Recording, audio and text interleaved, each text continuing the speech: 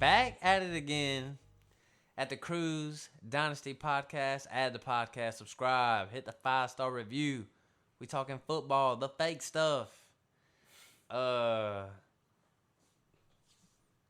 trades, man. You know, we came onto the scene a little late, so we missed out on some of these trades. So here we are, and today we talking AJ Brown.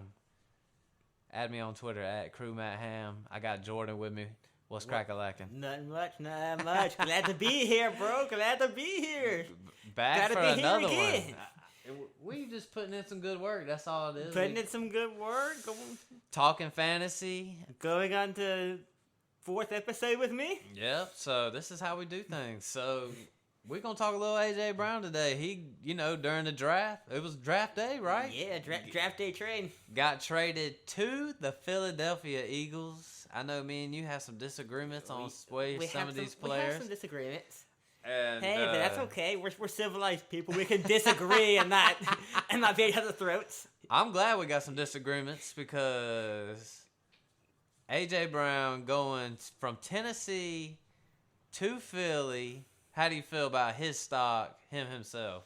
I feel like himself, it drops a little bit. It drops a little bit because they have it's going to open things up for the speedster outside with Quez Watkins, the great route runner with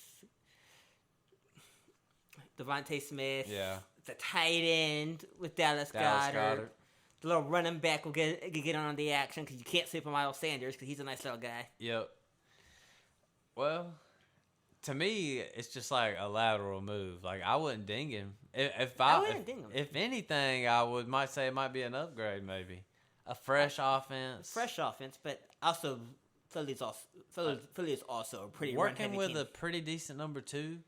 They're run heavy though. You're right. They're pretty run heavy. But as well. Tennessee was run heavy. Tennessee was run heavy as well.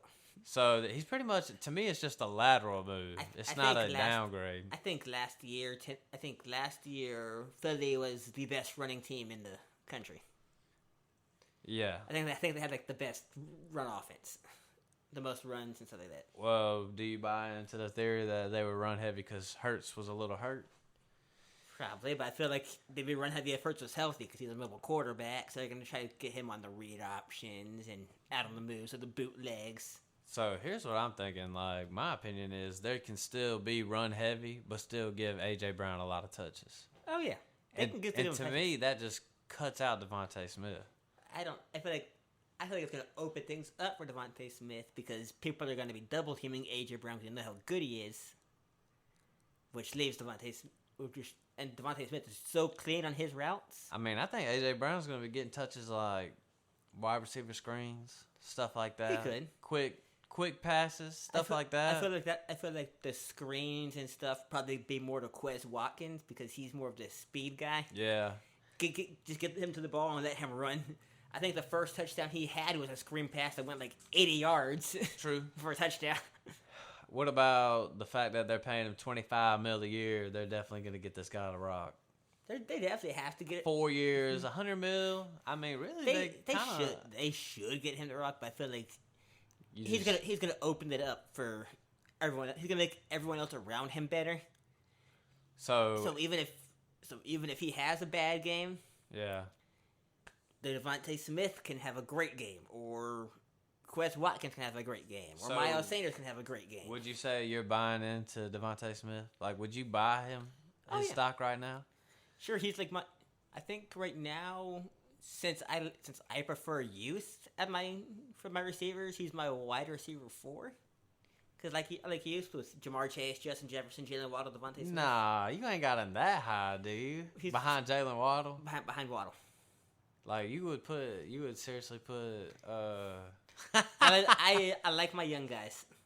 When I bet my fantasy teams, I usually go for guys that've been in the league for no more than 3 years. I think I'll take Drake London over. If it's separated where they have a rookie draft and a fantasy draft. Okay, gotcha. I'm taking Okay, so you would But take if Drake it's London but over. if it's together, with So you're way high on Devontae Smith. I'm pretty high pretty on him. much. I would have tried to sell him before AJ Brown came. I think See, if I have him now, I might just have to hold. I like Devontae Smith because he's one of the best route runners in the game in a pretty weak division, and you have the best, one of the best receivers there with you. But see, I think they're a run-heavy offense that's going to give AJ Brown the rock. They also do a lot of play action stuff and stuff like that. But So do you buy in that Jalen Hurts throws the ball a little more than I this think year? he'll throw the ball a little bit more. I feel like he still will try to. Cause I know with those mobile quarterbacks, it takes a little while. They really want their instinct is to run, so it takes a couple of years for them to realize, hey, let me scramble out, move around a little bit, but keep my eyes downfield. So if I see somebody open, I can throw it there. Yeah. Instead of there's a hole, let me hit it, get as many yards as I can. Because those quarterbacks don't last as long. That's true. I think. Well, shoot, we just disagree on that one because I think, to me, I would not be wanting Devontae Smith on my team. If I would, I'd want him low. I get him a little bit. I mean, there's definitely a price where I would take him. Obviously, I love my Upside's young still guys. there. But I love my young guys. what about Jalen Hurts? Are you in the opinion that this is a make or break year for Jalen Hurts? I kind of am. If he goes out there and takes a dump with AJ Brown, I feel like he probably has a year, maybe two left, because that's how quarterbacks usually are. yeah, They usually have those. They usually have them 3-4 years to show what they can. Because sometimes, I think even Josh Allen. I think whenever he did, he had two pretty bad years, and that third year he jumped up, and now he's one of the best in the league. True. So I think a lot of those quarterbacks, you give them like 2-3 years. 3 years probably is the. Besides, if you're the Giants who decided not to. See, I think this is a possibility. It's a make or break year for this guy, but I think he's gonna make him. I like Jalen Hurts. I say it really depends on. I feel like that defense is gonna be really well. They'll definitely win games this year. I feel like they could possibly win that division this year. You think they straight up? You think Baltimore straight up like Baltimore? They're running the rock. The quarterback's running a lot. I think they're not going to be. Nobody's like Baltimore. Yeah. Nobody runs it as much as them or has a quarterback as electric as Lamar. True. And has that many running backs on roster where they can. Yeah. Like they were on they were in their 4th, 5th string guys last year, and they were still toting the rock high out low. there producing it. Yeah, I'm with you. So yeah. Jalen Hurts, I think he just takes an upgrade. I think that he just takes a step up this year. Probably moves up your dynasty rankings after this season. Probably a little bit. Moves up in your redraft. I say because this is really his second year. If really think about it, because he played maybe a half a year his first year because Wentz was there, so they were trying to manage that. And then he had his full year this year, who he didn't do bad. Finished as the number 9 quarterback last year. Like I said, he didn't do that bad. He was a really good fantasy quarterback. He didn't win a lot of games, but he was a really good fantasy guy. He only threw the ball for a little over 3,000 yards. 16 touchdowns, 9 interceptions. But, it's his rushing upside. 139 rushing attempts last year. 784. 10 touchdowns. 10 rushing You're buying that all day. All day. So, Jalen Hurts, I say buy him some more. I would say, does he finish higher than 9 this year? Finished 9 last year. Can he? I don't think so. You don't think so? I don't think he finishes higher this year because look at all the competition that's with quarterbacks. True. That are all ready to make that jump. Yeah, the quarterback position is definitely stacked up in there. Especially you get down into that top 7, it gets hard to rank some of these guys. Oh yeah. But so how many of these top 25s are actually in the AFC?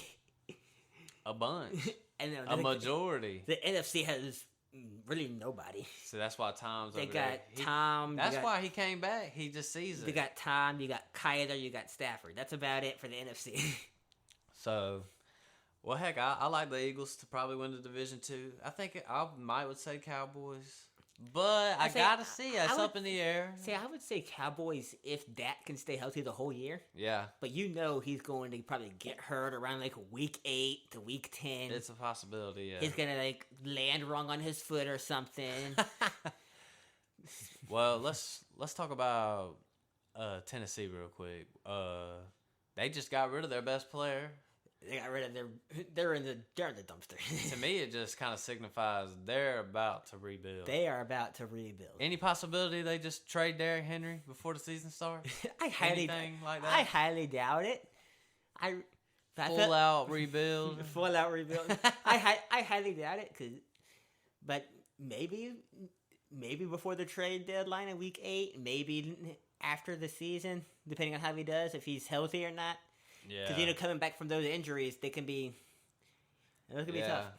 I think pretty much if they're not gonna trade him, which I kind of don't think they're going to, I think they're like one injury away from this is done. I think this is the last year of the contract too for Derrick Henry. Yep, 28 years old. So Tennessee is definitely on the verge. If they're not in rebuild mode, they're on the verge. Because they drafted Hassan Haskins, who's not bad. Not bad. Yep, He's him up. not great. That's a sleeper, and pick him up on your in your deep leagues. Not great, but not bad either. So he's basically a Derrick Henry type. He's not gonna be Derrick Henry, but he's big. not gonna be Derrick Henry.